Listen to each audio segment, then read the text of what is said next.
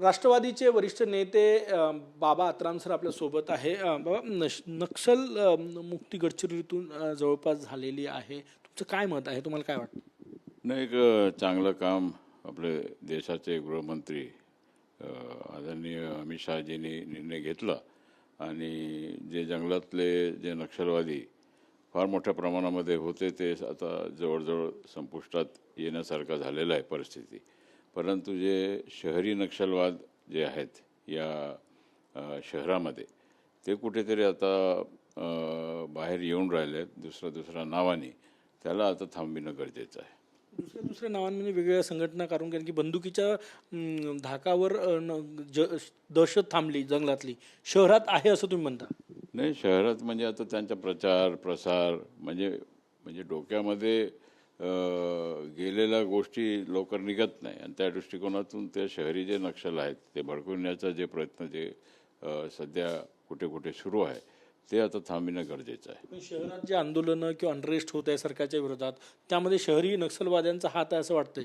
आहेच थोडाफार म्हणजे भडकवायचं काम ते कुठे कुठे आता आमच्या क्षेत्रामध्ये सुद्धा तसं प्रकारचं काम सुरू आहे गडचिरोली जिल्ह्यामध्ये. ते कुठेतरी आत्ताच थांबलं पाहिजे, नाही म्हणजे एक्सप्लोड होण्याच्या अगोदर.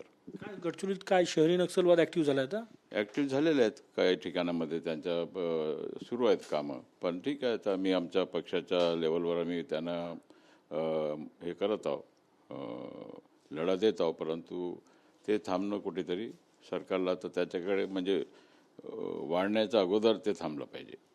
कॉक्रोच जनता पार्टीचं उद्या नागपुरात आंदोलन आहे, काय वाटतं तुम्हाला? नाही, त्याचं ते सगळे आता नवीन नवीन पार्टी येतात, नवीन नवीन कार्यक्रम त्यांच्याकडे असतो. परंतु आमचं सरकार, केंद्राचं सरकार आणि राज्याचं सरकार व्यवस्थित काम करत आहे आणि किती कॉक्रोचेस झाले तरी काय होणार नाही. आणि मला वाटते की आपण इथे व्यवस्थित लोकहिताचे कामं फार मोठ्या प्रमाणामध्ये राज्यामध्ये झालेलं आहे. शेतकऱ्यांचं कर्जमाफ झालेलं आहे, लाडकी बहीण जे आहेत त्यांचे हप्ते बरोबर भेटत आहे आणि सगळं रोजगार आपला संजय गांधी निराधारचे असतील, शेतकऱ्यांचं काही कामं असतील, इतर जे भरती प्रक्रिया फार मोठ्या प्रमाणामध्ये सुरू आहे. आता तुम्ही थोड्यापूर्वी बोलले की शहरात जे सरकारविरोधात उठाव होतात त्यात शहरी नक्षलवाद्यांचा हात असतो. याच्या आधी अनेक आंदोलनात सिद्ध झालेलं आहे. ते कॉक्रोचचं आंदोलन जे आहे नागपुरात, तिथे असं शक्यता वाटते, शंका वाटते? नाही, आता काय ते आता त्याच्याबद्दल आता आता नवीन नवीन आहे ते, आता ते सगळे नवीन पार्टी येतात जातात. आता ते त्यांचं काय म्हणजे आता मी काय जास्त मला त्याच्याबद्दल माहिती नाही, परंतु त्याच्याबद्दल माहीत नसल्यामुळे जास्त बोलणार नाही. परंतु अशा आंदोलनात घुसतात शहरी नक्षलवादी? सगळीकडे जातील लोक, आपल्या आपल्या विचार जाऊन ठेवतील. लोक भडकलं पाहिजे हेच त्यांचा उद्देश असतो. शक्यता वाटते की अशा आंदोलनात, नागपुरात होणाऱ्या कॉक्रोचच्या आंदोलनात ती डोके भडकवू शकतात? हो, सगळे जाऊ शकतात, त्याला स्वतंत्र आहे. कुठेही जाऊ शकतात, कुठेही जाऊन आपलं भाषण देऊ शकतात, काही बोलू शकतात. ते थांबलं पाहिजे, इतकंच आहे. डोकं भडकवणारे जे शहरी नक्षलवादी थांबलं पाहिजे. हा म्हणजे जे चुकीचा धोरण घटनेच्या विरोधामध्ये हे जे सुरू असतो, नक्षलवाद म्हणजे तेच आहे, घटनेच्या विरोधामध्ये काम करणे. आणि त्या दृष्टिकोनातून हे घटनामुळे आपला देश चालतो आणि त्या दृष्टिकोनातून हे कुठेतरी थांबलं पाहिजे. शेवटचे 2 प्रश्न विचारतोय. व्यापक मोहीम राबवली गेली शहरातला नक्षलवाद संपवण्यासाठी. केंद्र सरकार, महाराष्ट्र सरकारनं शहरी नक्षलवाद संपवण्यासाठी काय करायला पाहिजे? नाही, आता हे शोधणं गरजेचं आहे. जिथे जिथे हे उगम होतो तिथेच थांबलं पाहिजे आणि उगम पक्का झाला नाही पाहिजे. ते आपलं पाहणं आमचंही काम आहे, नेते लोकांचंही काम आहे, सामाजिक कार्यकर्त्यांचं काम आहे आणि शासनाचंही काम आहे. शासनाला आपण मदत करू. शेवटचा प्रश्न. राष्ट्रवादी शरदचंद्र पवार गट काँग्रेसमध्ये विलीन करण्याच्या प्रचंड मोठ्या चर्चा सुरू झालेल्या आहे. पवार साहेबांच्या ज्येष्ठतेमुळे, सेवा ज्येष्ठतेमुळे किंवा इतरही कारणं आहेत. तुम्हाला काय वाटतं? नाही, आता ते वेगवेगळं पक्ष विलीन होणं ते त्या त्या पक्षाचा लोकांना ठरवायचं आहे.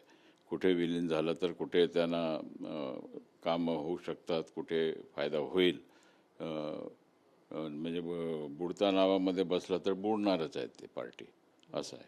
म्हणून ते काँग्रेसकडे जाऊन त्यांना काही फायदा होणार नाही. मला वाटत नाही त्यांचे काय काम साध्य होईल. उलटा ते त्यांच्या पक्षाच्या विलीन झाल्यानंतर नुकसानच होईल. मग काय करायला पाहिजे त्यांनी?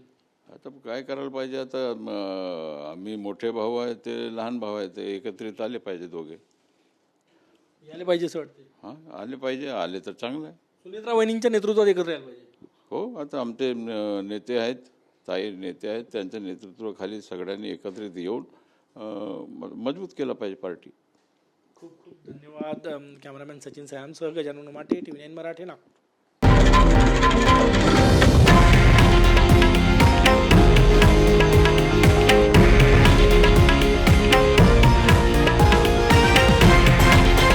हे आहे देशातील नंबर 1 न्यूज नेटवर्क आणि आपण पाहत आहात TV9 मराठी, एकमेव.